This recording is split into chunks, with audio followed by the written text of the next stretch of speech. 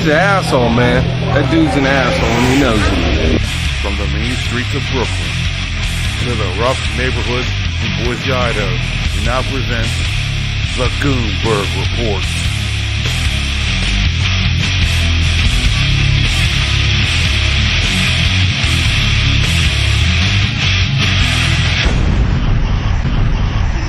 Hey, this is Mayor Goonberg with the Goonberg Report. And right now what I'm going to do is I'm going to play a little video for you guys before we get on our topic. That way I'm going to set a little backdrop. So let me look at the mountains of Boise and I'll play this video real quick. Hold on. Have you considered using emergency powers to grant yourself authorities to build this wall without congressional approval? And second, Yes, on I have. Mexico, you have. Yes, I have. And And- I can do it if I want. So you don't need congressional approval to build the No, wall? we can use them. Absolutely. We can call a national emergency because of the security of our country. Absolutely. No, we can do it. I haven't done it. I may do it. But we can call a national emergency and build it very quickly. And it's another way of doing it. But if we can do it through a negotiated process, we're giving that a shot. So is that a threat hanging over the Democrats? I never threaten anybody. But I am allowed to do that. Now, as you just heard, this is Mayor Goonberg. As you may have heard, President Trump there said he could declare, or he would declare, a state of emergency if he doesn't like the deals, or that, he could force him to do that, and it's well within his power to declare a national emergency. But today, sometime today, Trump's going to sign today, it's the Valentine's Day. Remember, that was the deadline he gave? But he's going to sign the budget today. But I think, and he might declare a state of emergency as far as the southern border, because Senate Majority Leader Mitch McConnell thinks he's going to do it too, because that's what he says. But the Senate, they're expected to pass the bill, which contains $1.37 billion in funding for the 55 miles of border fence. But the president, I see his point. The president wants $5.7 billion for the wall. Me personally, I think he might declare a state of emergency. If he does that, don't think that some of you won't get taxed, quote unquote, on your end. Because if you're running social programs, if you're getting that, your day's number, baby.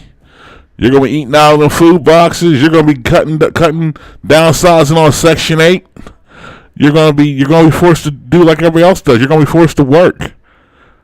And you're going to, if regular Americans are going to make hard decisions, take hard cuts in life, you're going to do it too now. He's spreading the wealth, quote unquote. But Mitch McConnell has made this quote. He said Trump is prepared to sign the bill and will also declare a state of emergency. He announced this yesterday, or I think the day before, he announced this like 3. That's what I would say, around 3. This is all going on right now. This is Thursday, the 14th, Valentine's Day. Now, he tried, and what happened was Mitch McConnell tried to rally the GOP to more, around the measure. He tried to get them to say, hey, look, this is what we need. But honestly, people don't want to do that because the Republicans right now, the GOP, if you look at them, they're sitting pretty right now. They're sitting in the quote-unquote catbird seat.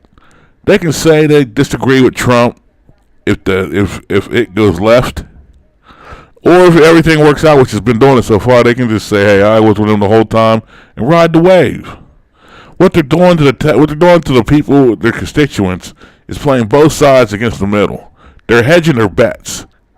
So the rank and file GOP that's in the Congress, they're in a can't-lose situation. I mean, they're playing safe. They're like betting on both teams, which nullifies the bet, because if they win, they're still lost. You know what I mean? So they're just hedging their bets. And like I said, people were asking if he's going to veto the bill or what's he going to do. But all this emergency declaration over something that's political, is political and is polarized, it's causing causing both parties the rank and file there in Congress to have problems with it. It's causing disturbances. Like to the Democrats, the president moving funds around for a political point and declaring a state of emergency at a border. For them, that's to them they consider that a dangerous precedent as far as the executive branch. And they're hoping that if he did do that, it wouldn't be like a long-term deal here. It wouldn't be like, what else can he do under a state of emergency, which he can do a lot, by the way, if you actually read the powers given to him. Now, the Republicans are nervous that the president might overreach,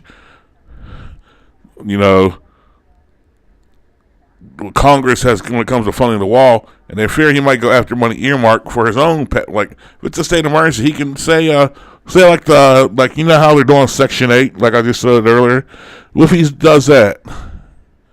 Like I said, if regular Americans have to take a cut, why can't you take a cut? But still, a lot of Republicans, they talk to the president. They urged the president to declare a state of emergency or just move money around for weeks. That's what the senior Republicans are telling them to do. But another shutdown can be averted. The wall debates, if it's averted, it's averted for now because he's still not happy. He's still going to be like, hey, look, I didn't get what I want.